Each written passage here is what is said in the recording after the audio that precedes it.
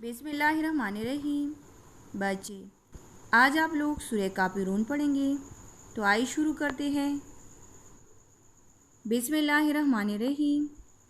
ترجمہ: شروع اللہ کے نام سے جو بے حد مہربان نہایت رحم والا ہے۔ قل یا ایھا الکافرون، تو کہہ اے منکرو، لا اعبد ما تعبدون، میں نہیں پوجتا جس کو تم پوجتے ہو، ولا انتم عابدون ما اعبد، اور نہ تم پوجو جس کو میں پوجوں، ولا انا عابد ما عبدتم، اور نہ مجھ کو پوجنا ہے اس کا جس کو تم نے پوجا، ولا انتم عابدون ما اعبد، اور نہ تم کو پوجنا ہے اس کا جس کو میں پوجوں۔ لکم دینکم ولی دین، تم کو تمہاری راہ اور مجھ کو میری راہ۔ دوبارہ سنیں۔ بسم اللہ الرحمن الرحیم۔ شروع اللہ کے نام سے جو بے حد مہربان نہایت رحم والا ہے۔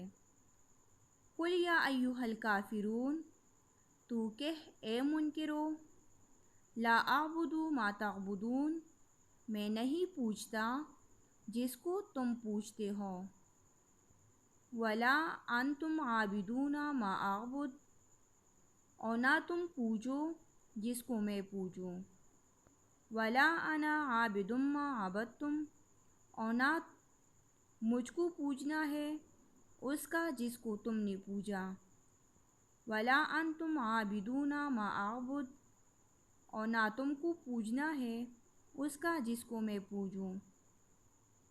لکم دینکم ولی دین، تم کو تمہاری راہ اور مجھ کو میری راہ۔ شان نزول: کفار قریش کی جماعت عاص بن وائل، ولید بن مغیرہ، اسود بن عبد یغوث اور اسود بن عبد المطلب، یہ نبی کریم صلی اللہ علیہ وآلہ وسلم کے پاس آئے اور کہا کہ آپ صلی اللہ علیہ وسلم کو اگر سلطنت کی خواہش ہے تو ہم آپ صلی اللہ علیہ وسلم کو اپنا سردار بنا لیتے ہیں۔ اگر مال کی ضرورت ہے تو اتنا مال دیتے ہیں کہ آپ سب سے زیادہ مالدار بن جائیں گے۔ اگر عورت کی خواہش ہے تو عرب کی حسین و جمیل عورت سے آپ صلی اللہ علیہ وسلم کا نکاح کر دیتے ہیں۔ بس آپ صلی اللہ علیہ وسلم صرف ہماری بات مان لیں کہ ہمارے معبودوں کو برا نہ کہے۔ تو آپ صلی اللہ علیہ وسلم نے فرمایا، مجھے ان چیزوں میں سے کسی کی بھی ضرورت نہیں، میں تو صرف یہ چاہتا ہوں کہ تم لوگ ہلاکت سے بچو اور راہ راست اختیار کر لو۔ اس کے بعد کفار نے یہ پیشکش کی کہ 1 سال آپ صلی اللہ علیہ وسلم ہمارے معبودوں کی عبادت کریں اور 1 سال ہم آپ صلی اللہ علیہ وسلم کی معبود کی عبادت کریں گے۔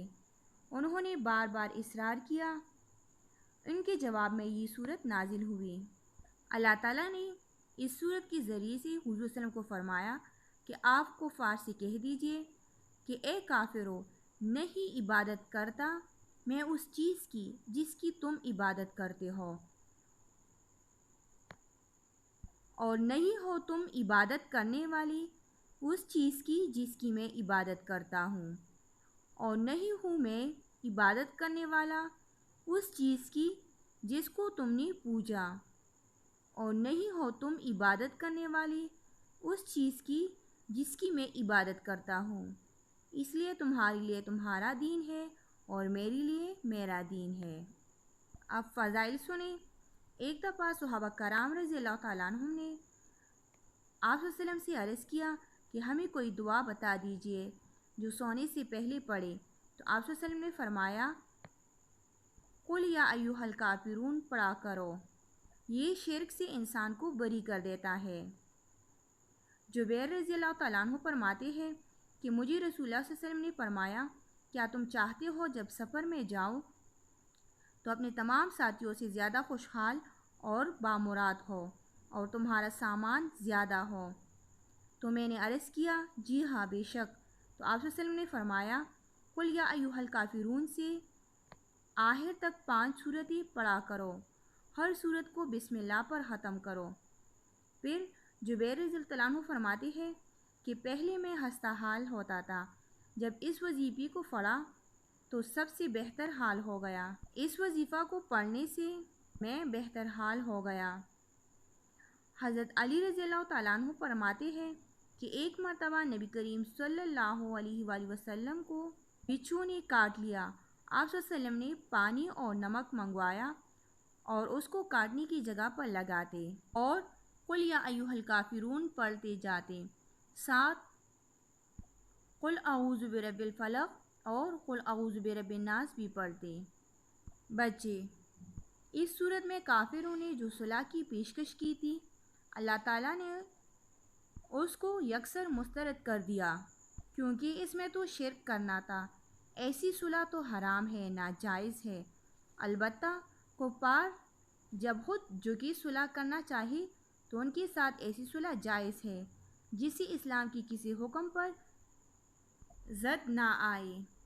بچے، آپ لوگ اس صورت کو پڑھیں اور اس کی ترجمہ کو یاد کریں۔